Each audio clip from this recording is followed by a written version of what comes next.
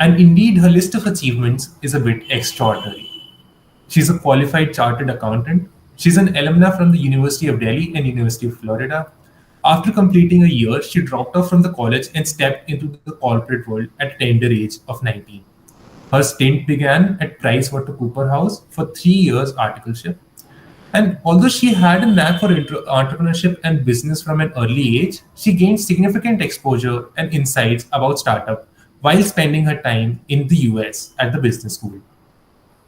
And hence, with this niche of an early stage startups in mind, she founded Supreme Incubator, an incubator based in New Delhi with an ecosystem to cater early launch ventures and helping founders build strong and sustainable businesses. The incubator has been set virtually so that it accepts startup applications from around the world and it connects startups with the right mentors. Hello, ma'am, and welcome to Triple IT Pune. Thank you so much, Suryansh, for inviting me to this wonderful event. And I'm glad to know about all the work you're doing as ECEL at the college. Okay. So before we start the session, just so that our audience gets to know you a little bit better, how would you describe yourself in 3 words? Well, I would describe myself as creative, flexible, and adventurous. Right. So, but looking at all the list of achievements that you have and all the achievements of the past, did you plan it all along the way or did it happen just by chance? So, like I just described myself, being adventurous and flexible. So, it was all unplanned, but it was all around the vision I had ever since I was in my school, that I wanted to lead a project where I might be able to make a greater impact and do something which utilizes my skills. And so, Mhm. yeah, so it's been very unplanned, I would say. Every step, whether it's been my college or my corporate experience, and even the fact that I went to US and spent their time, and when I came back to India, all of the things have been unplanned. And I've been figuring out things as per my goals, like I just mentioned. Right. But considering your background, you have a taste of all three things. You have a taste of an Indian college, you have a taste of working in the corporate, and you have a taste of the international college at US. So, what was the best thing out of that, and what was the thing that you gained a lot from each of it? I feel that each of my stage of life has been stepped towards the next, each of the next phase of my life. So everyone each of them have been wonderful, and I've learned a lot, whether I spent some time in my college or the corporate experience where I was part of teams consulting multinational companies. There was so much to learn from there, how bigger corporations work around and what are their standard operating procedures, their internal processes, and how they become better and lead, and they working so well with huge teams out there.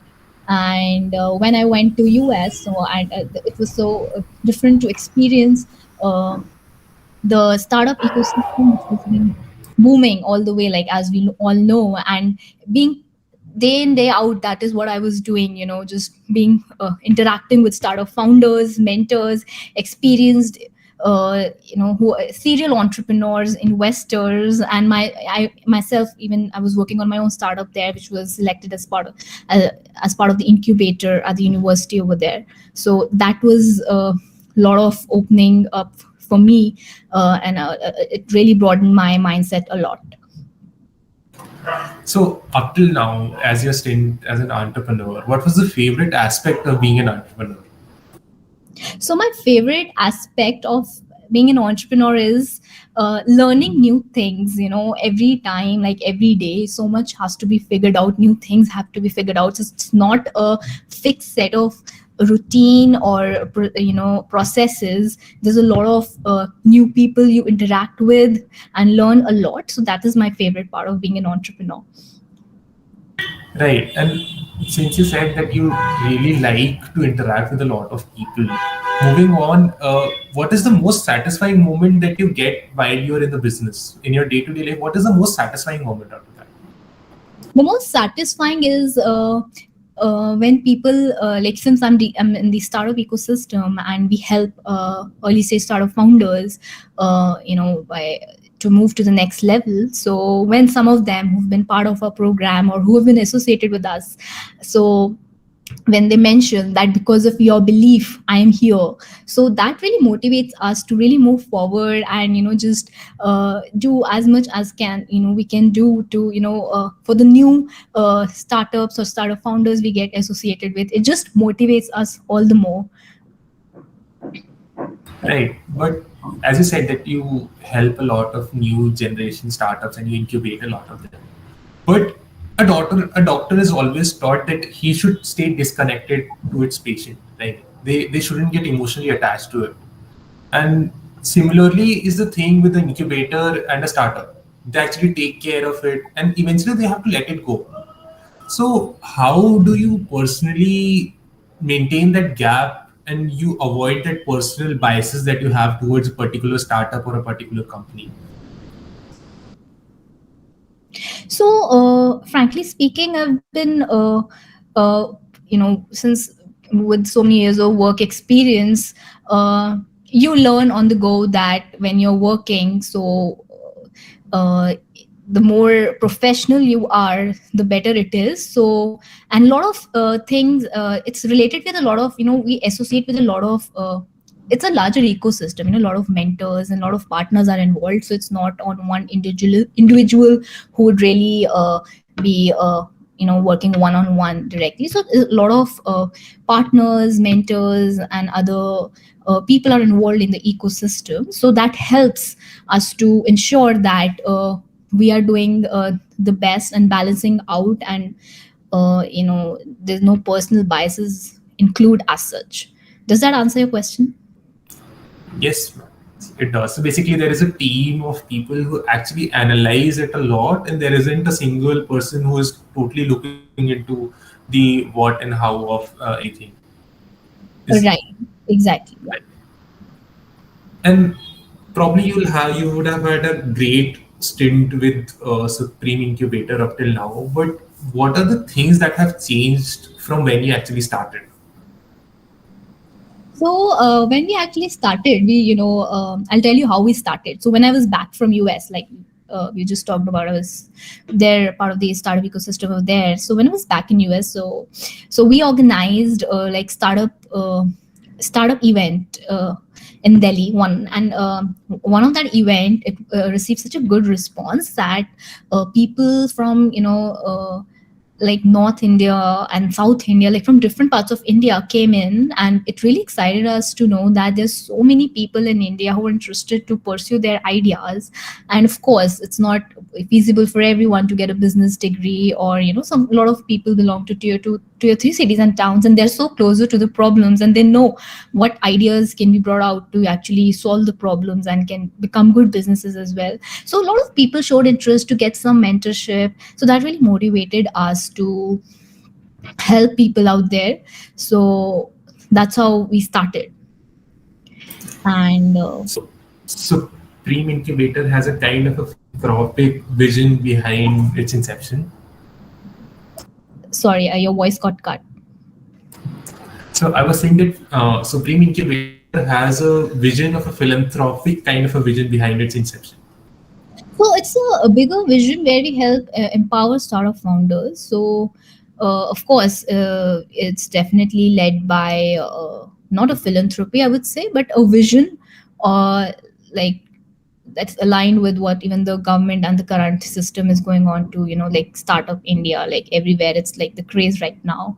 And the things that have changed is like earlier we started with so many people already out there. Now after a long period of time, that it's been around almost 2 years, so we receive like a lot more response now. Like a lot of people reach out to us. So of course, I think that's with the period of time that we have seen that so many people reach out to us, and we see we kind of sometimes see a trend, like what kind of industries people are more interested with. So there are different kind of trends that we observe. So these have been the kind of changes that we have noticed. Like some trends, some industries are more popular, so people come up with more startup ideas in that particular industry. So, since you're talking about startups and companies, what could be the reason behind the failure of so many startups? We know that only 1 out of 10 startups actually reach to success.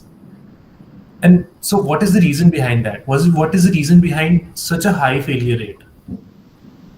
See, there can be a very number of reasons for why a startup would fail. So the most prominent one would be the product market fit. That is the one. But generally, launching a startup, successful startup, I think it's a definitely it's a challenging game. And because figuring out whether the solution that you trying to bring to the users is actually needed or not, and how well you're improvising on the feedback received by the users. So of course the most important thing revolves around the founding team. What is their vision, how they're executing it, how is their resilience to really be consistent and determined enough to solve the problem that they're trying to uh, serve for their users. Right. So, since you were talking about the major things that actually go behind the success of any startup, the vision, the resilience, the determination that they have. So, according to you, what is the single most important reason for Supreme Incubator to be such a success? We are very passionate about our vision, and we are so motivated every day with our community. So that is what is really, that is what was there on day zero, and that is what still remains today. It's about a passion to uh, help the early stage startup founders, and when they come back and give us the feedback that it really helped them to steer in some direction. The direction can be very different from whether it's their original idea or if they changed it. So whatever it is, so the feedback that we receive with the people we have worked with, so that really motivates us further to just pursue our passion with all the more enthusiasm. Right. So, we have talked a lot about Supreme Incubator, and probably we also talk about it later, but let's shed a little bit light on your personal life. Apart from an entrepreneur, who really this Disha Singla is, and how do you spend your normal weekdays and weekends like?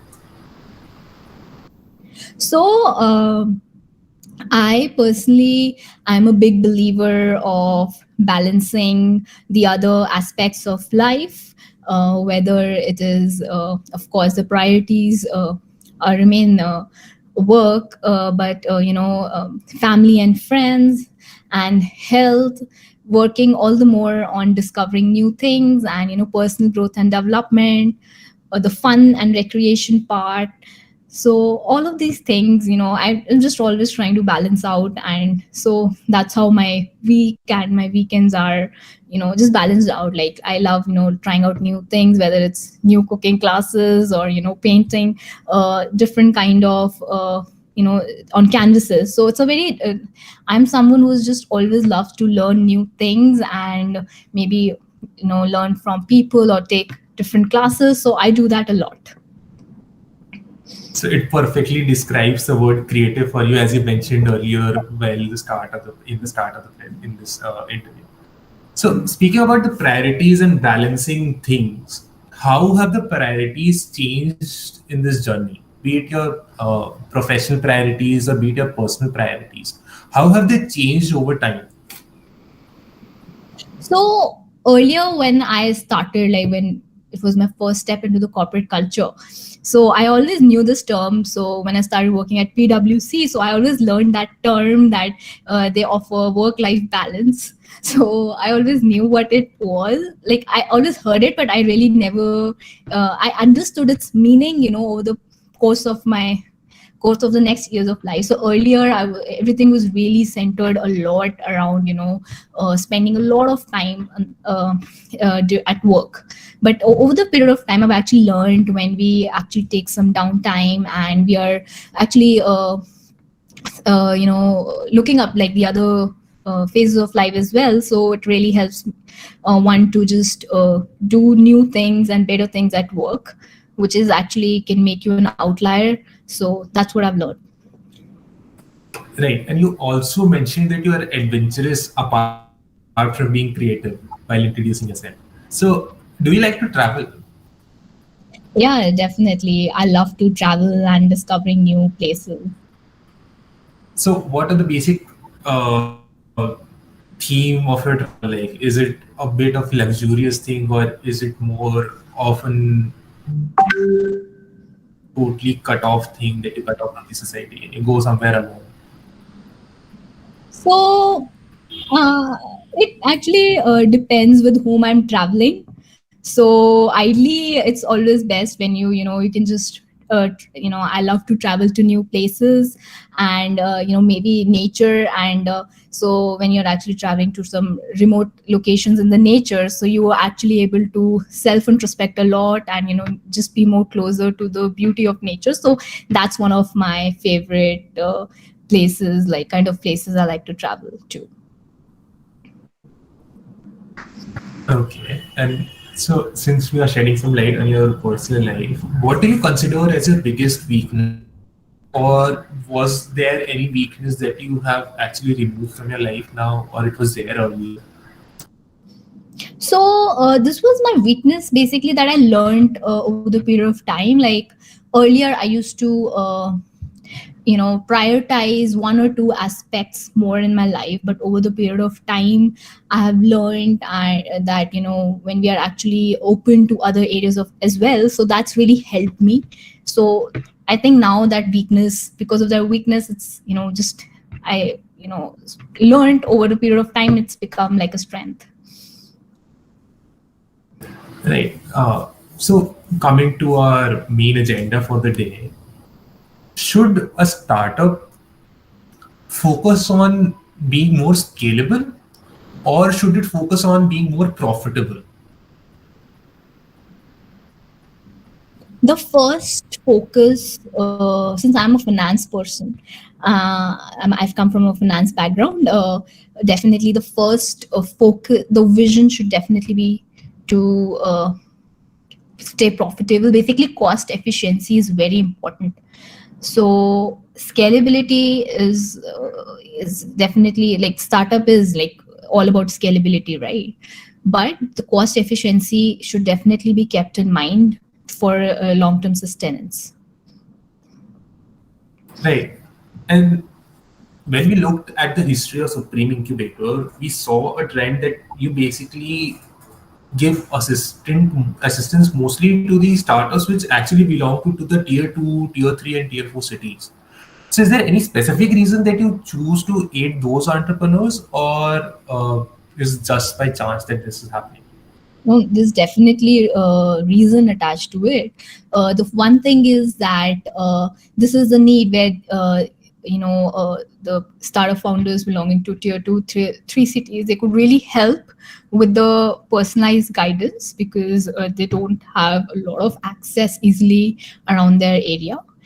The other thing is they're really closer to the grassroots level, the problems that they see around. So, and the third reason is that they're very hardworking, that we have noticed. Of course, it all depends on individual to individual, but there's a different kind of enthusiasm that we see in the tier two, three cities, people belonging to these areas, and it really keeps us motivated to really help them, to really so that they are able to utilize the personalized assistance that we can help them with, and they can really move forward with their vision, their goals, and their dreams. So, this is more of a personal question, and this involves for a personal this thing advantage. So, if asked in future, would you ever consider setting up an incubation center at IIIT Pune in association with ESA? Oh yeah, sure. We are always collaborating with colleges, to help with the incubation, incubation of the startups. So we would be happy to help in any ways we can do for the students here. Definitely, I will you'll be the first person on a speed dial to contact whenever we start incubation. I love that.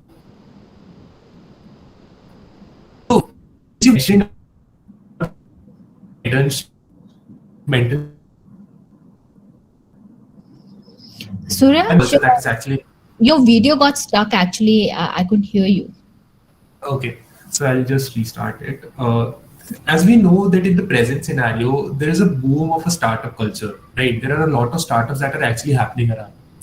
So today, what is the importance of the right mentorship in the startup, and how will it be going to affect the future of India on an economical level and as well as on the societal level? Sure, that's a very good question that you asked. So, mentorship is so important to steer oneself in the right direction. Like we said, that 1 out of 10, like a general rate, sometimes we have only 1 out of 10 startups are successful. So, something that could really help startups really move faster would be the mentorship and guidance of people who already have experience in the specific industry in which they are operating in. So that really helps them to uh, move faster with the challenges, and you know make lesser mistakes comparatively, and just do something which is more unique, so that they'll be able to learn from the mentors who've already operated in that industry. So talking from India's perspective, like you asked, at the economical and societal level, right? Yes, ma'am. So, as we see this year itself, despite pandemic, there have been so many, like it's like record breaking with so many unicorns coming up. So, India is moving so fast with the huge number of startups coming in. As we all seeing the trend that now so many students used to go abroad and stay there. Now there's like a reverse brain drain system happening, where people really want to Right. come back to India, because there's so much of scope, so much of support with the government, and with the huge market size, and so much of development around everything. So startup ecosystem is really interesting. And for the societal level, talking about now, we see with the Shark Tank coming in, and Shark Tank India coming in, so everyone started to get a little hang of startup ideas, and uh, how it all works about the target market, and what kind of products are a specific startup is working on. So it's a very interesting time right now in India, that I would say. So, since you mentioned about Shark Tank, do you personally believe that there is going to be a certain negative impact on the society because of Shark Tank and a lot of talks about startups happening? See, I think I would really want to look from a positive perspective, because this has really created so much of awareness in the people.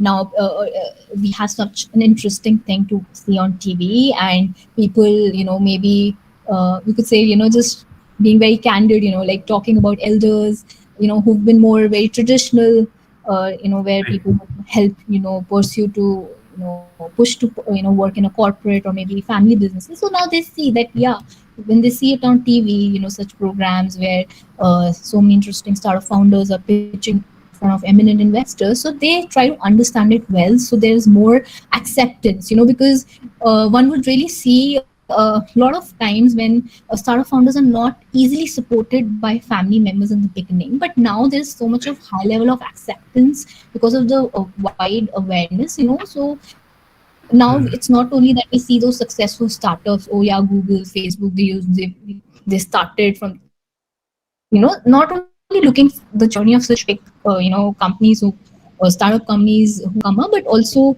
when such programs come up. So of course, I think we should definitely look at the positive aspect, where so much of awareness is being spread out, and you're actually being cheered to and being very supported to pursue your own startup idea, despite being many challenges, or a lot of chances of failures as well. We're really amazed with your positive outlook that you have of looking at things. I mean, that is something which people should definitely look up to actually focus on the positives rather than just thinking about others. So, speaking about startups, what are the new innovative startups or ideas that you're currently seeing at Supreme? So like we mentioned, so over the period of time, we've started receiving a huge response across India and in fact outside India as well. But right now we are focusing more on Indian startups, and every day we receive a lot of startup applications. So now we have been considering to review these startup applications on a rolling basis so that our application system can be as fast as possible.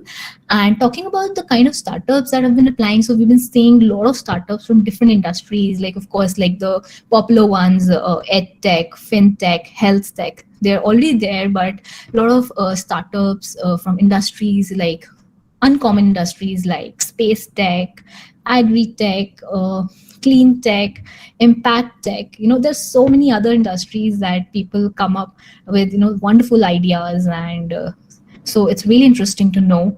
So maybe going forward, we are also as an incubator considering to launch industry-based niche programs like EdTech program or health tech program that we are considering. So that is what the current update is right now. So, speaking about those niche domains, uh, domains like agri-tech, and space tech have been kind of lagging behind for a quite amount of time. So, according to you, what is the future of these domains that lies in India?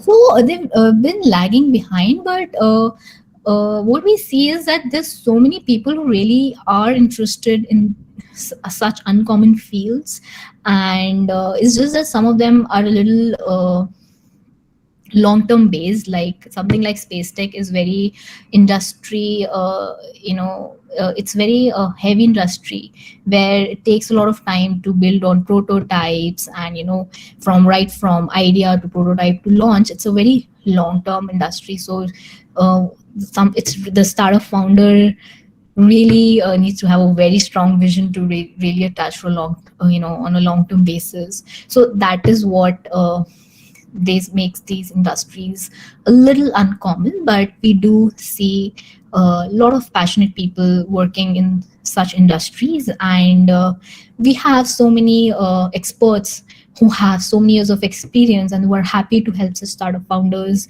in these industries. So it's all about being connected to the right people with the right experience, and so that really helps them to stay on track and move forward. Okay, so since you had a taste of the American startup culture as well, what is the similarities that you see between the Indian startup culture and the US startup culture? And apart from that, what are the basic things that you personally believe that the Indian people should definitely have as compared to the US people? So, talking about the similarity, I would not really say that there's any similarity between US and Indian startup ecosystem. Specifically, I would say it would be for any startup founder, that they have a vision and they're very excited about the startup idea and the vision that they want to go ahead with.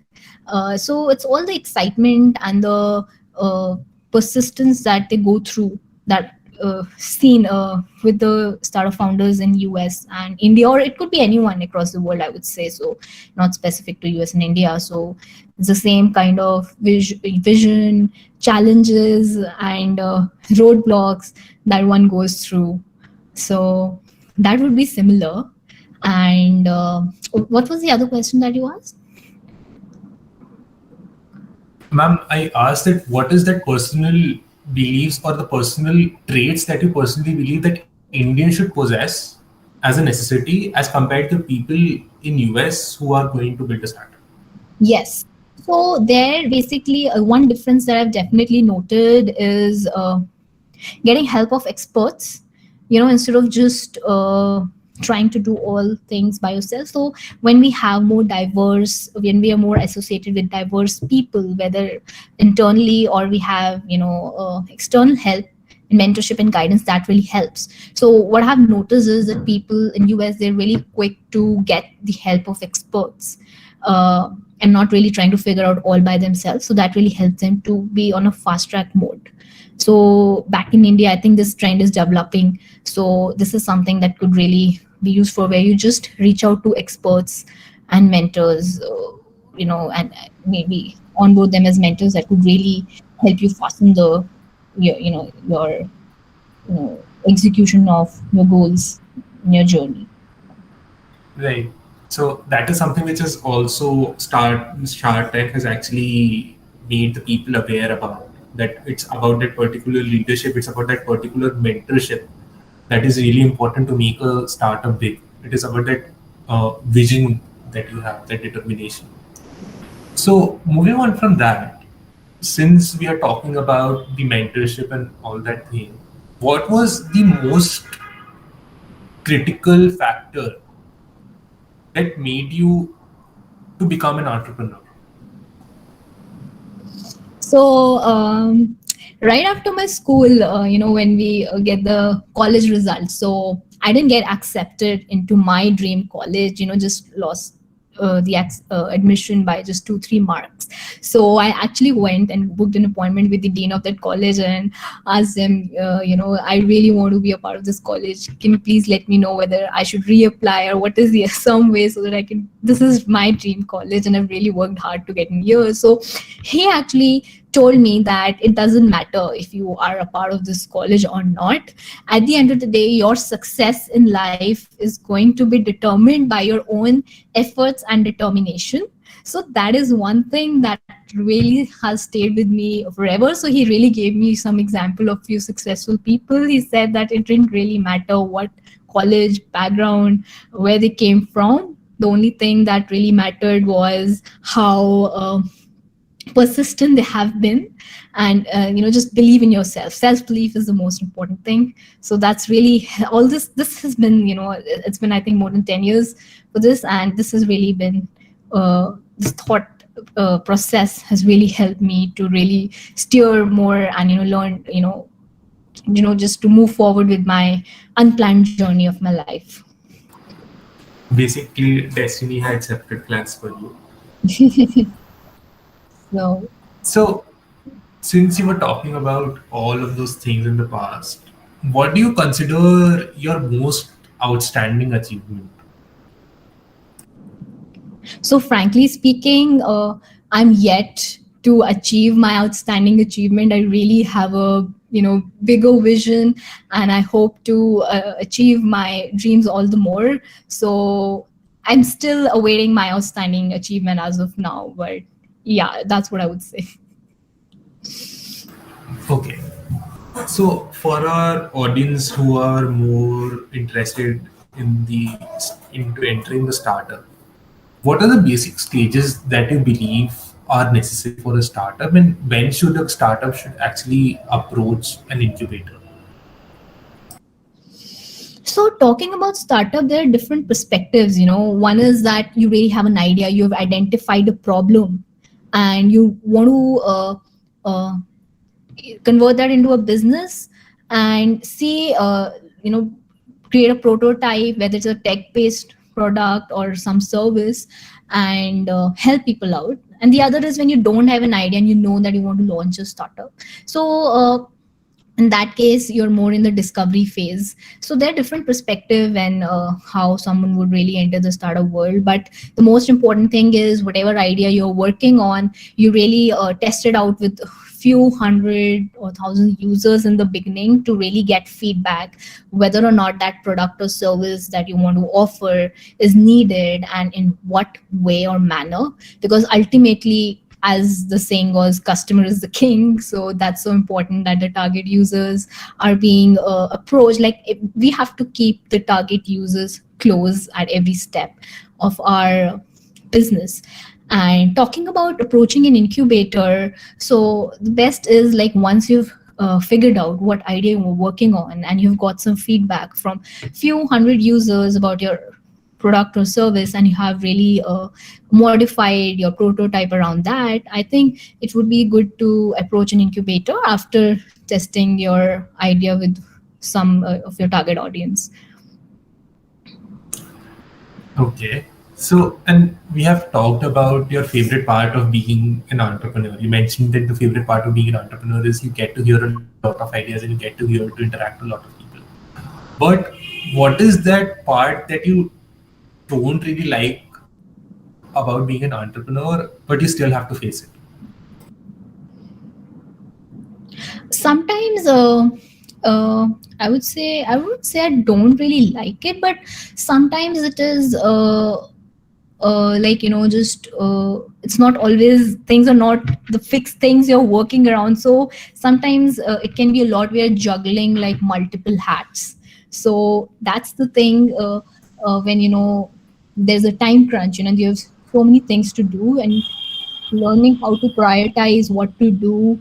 So that is something that needs to be figured out, and you don't really have one particular way of how to do it, right? So it's just as per your experience, you make mistakes, you learn from them. So that is something sometimes a little challenging, when we make mistakes, and a lot of time goes into that. But definitely those mistakes help in future. So sometimes a bit of these minute things, just you know I don't know, they just feel a little uh, tough sometimes. So but still it's still good. But the art of actually managing the time out, I think that is something which you must have mastered till now, because even after being so burdened with work, you still get time to actually balance things out. And you still get time to actually explore your creative skills. So that is something which people should actually learn from you. So apart from that, what was your most favorite college memory? What was my most favorite college Memory. college memory?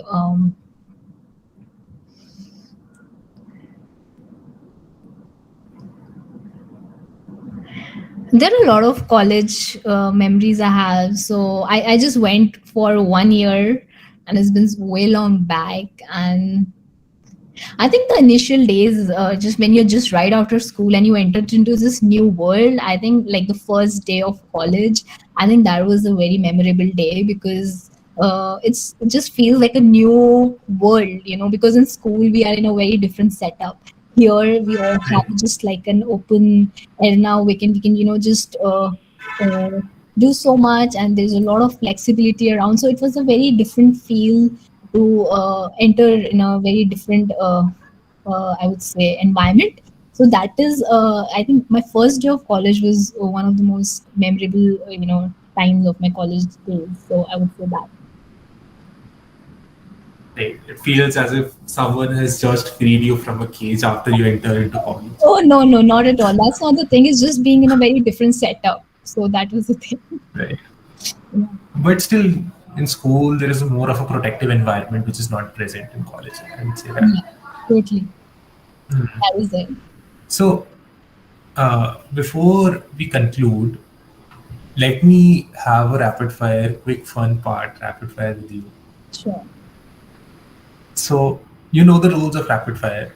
And since we went through most of your interviews, we didn't find any rapid fire of this sort. So, we Okay. curated a special one for you. Okay. Okay. So, what do you personally believe in? Bootstrapped or a venture capitalist? Bootstrap. Okay. Android or iOS? iOS. Debt or equity?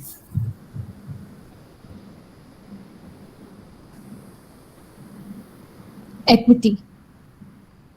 Okay. Fame or money? I'll get back to it after I complete my rapid fire. Why is it so? But fame or money? Okay, that's a difficult question. Mm, I would say money. Okay. Profitability or scalability? Profitability. Veg or non-veg? Sorry. Veg or non-veg? Veg. Okay. Mountain or ocean? Ocean. B2B or B2C?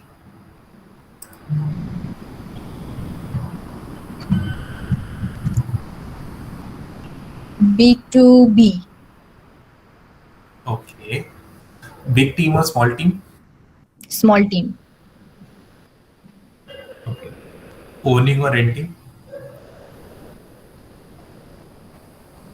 Renting. Homemade or outside food? Homemade. Book or movie? Movie. Okay. So since you mentioned movie, which is your favorite movie? I have a lot of favorite movies. Um, I think I would just go with um the Harry Potter series. I don't know. I'm just always so fascinated watching the Harry Potter movies again and again. So that's what I would say. Definitely, ma'am. Most of us are. Actually, we grew up with that series, so it is we have a kind of a special connection with it. Yeah, Each year, as we grew, there was a new Harry Potter movie yeah, released. and the magic in it. So And just exciting. yeah, Yeah. mm. And when choosing between fame or money, you said you choose money. But on the other hand, there are a lot of companies who just provide a kind of a service which does betterment to the society. They aren't looking towards profitability, but they are actually working towards the betterment of the society. So why is Supreme Incubator actually helping those out when you chose money out of it instead of him? So basically, money is so important to really sustain on a long-term basis, right? So if you really want to help the society, or whether it's your philanthropy, it's on the philanthropy basis, or money is something that can really help you going and increase your reach all the more. So that is why. Okay. So apart from that, we have always seen Mumbai as the financial capital of India, right? But still, Supreme Incubator started in Delhi. Was it a special reason behind that? So I'm personally based and brought up in from New Delhi, and I think Delhi is like the capital of India, and there's, I don't know, it's, for me, it's one of my favorite places in the world to be. And uh, at this point of time, it doesn't really matter whether started we would have started from Mumbai or Delhi. I think we already have the reach to, whether we talk about Mumbai, Bangalore, or you know even the eastern part of India. So, and in fact, there was a recent survey, uh, some report which says that Delhi has crossed the number of startups which launched even from Bangalore. So I don't think we can keep those traditional, stereotypes that, uh, Right. it's very different nowadays, especially with a lot of virtual connectivity. Hmm. So my next question was, what is your favorite? What, according to you, what would be the favorite city to start a business? So I'll take New Delhi as the answer to that, and I'll not ask you the question. Uh, I think it would matter for person to person. Don't You can just start really from anywhere. Nowadays, there's so much of help and support available. The only first important thing that you need is a good internet connection. And Right. of course, like, so a city just helps you to build a network more and build more connections, and that is really important to move faster in the journey. It could be any city, but in the initial phases of life, it's totally fine to start from wherever you are and have a lean team, and it's not going to be a big determined factor. Your location is not really going to hamper your Right. success in the initial stages. And as we are moving towards metaverse, that little bit of that thing which is still there, that constraint is there, that will also get dissipated with time. Yeah. So, according to you, ma'am, what are the three skills that every entrepreneur should possess for success? I would say creativity. So creativity is not only about creativity is so broad. Just being so creative about how you want to manage with the lean team, or how you want to delve into your marketing efforts, and not even despite a smaller budget for marketing. So it's creativity is something that can help on go a long way. And being flexible, of course, a lot of flexibility is required. And the third thing is, I always mention, you know you know it's a like talk point of talking points and discussions for us most of the time, like high EQ, like high emotional quotient, and Right. like mental resilience, because that's really important to uh, move forward, uh, because challenges are very part of it. And when one is really focusing on the mental health aspects, and that you have to stay high on EQ, so that's how you manage your team as well. So it just helps to spread the motivation factor, and helps in the long term basis. Right. EQ is the most sought after thing right now in the market. It's, that's very rightly said now. So, is there? Well, we have come to the end of the session, and this is most probably the last question that I'm going to ask you. So, is there any particular favorite startup that you have in India? India, I would say, there for me there are like a lot of favorite startups I have, um, but I'm really inspired by Flipkart's journey.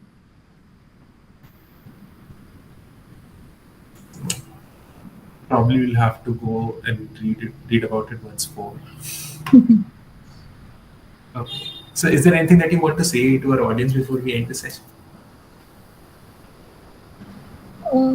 I would say just it's so important for us, like as per talking to so many experienced people out there, that you love what you do, and that is really going to help you stay on the track and achieve your goals and dreams. So just don't get bothered by small failures, mistakes, or challenges. Just big self belief could really take you uh, to achieve your dreams, on some or the other time of your life for sure. That's what I wanted to say. So, thank you so much, ma'am. That was Miss Disha Singla for you, ladies and gentlemen. She tells you to have that courage, she tells you to be determined, and she tells you to move towards the goal. And she herself is a perfect example of that. She broke all the stereotypes. She created her own company. She dropped out of college. She went abroad. She also had a corporate experience. And apart from that, she's a very humble woman with a glowing aura of success. And with this, we have come to the end of the episode. Before I conclude, I would like to quote a Chinese proverb which says that as we lose ourselves in the service of others, we discover our own lives and happiness. And probably this is something which Miss Disha is totally on the path of being. Thank you everyone for being such a patient and engaging audience. Do tune in for the episode 4 of Breaking Convention Season 2, which is at 4 p.m. tomorrow. I am Suryansh from the Entrepreneurship Cell of the Indian Institute of Information Technology, Pune, and this was the third episode of Breaking Convention Season 2, a YouTube series produced by ECEL IIIT Pune. See you in the next episode.